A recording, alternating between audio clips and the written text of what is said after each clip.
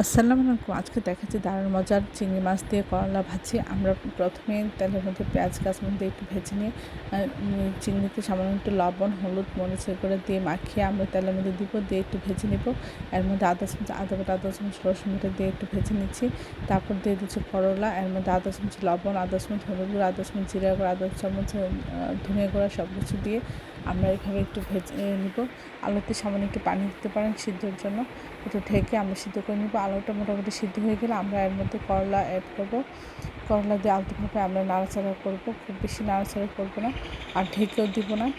তারপরে এভাবে আস্তে আস্তে যখন হয়ে যাবে আর নিচে যেন লেগে না যায়, বারবার একটু নাড়াচাড়া করবো, আর যেন প্রয়োজন হলে আমরা তেল দেব। সব কিছু ঠিক হলে আমরা একটু মিডিয়াম হিটে এটা ভেজে আমরা নামিয়ে পরিবেশন করব। অসম্ভব মজা হয়। সবাই আমার চ্যানেলটি লাইক এবং শেয়ার দেবেন, সাবস্ক্রাইব করবেন, প্রিয়জনকে বেশি বেশি করে শেয়ার দেবেন। আমার চ্যানেলে সব রকমের রান্নার রেসিপি রয়েছে, আশা করে দেখবেন। আর করলা ভাজির এই অসাধারণ রেসিপিটা এইভাবে একবার হলে ট্রাই করবেন, তাহলে বুঝতে পারবেন এটা কতটা মজার হয়।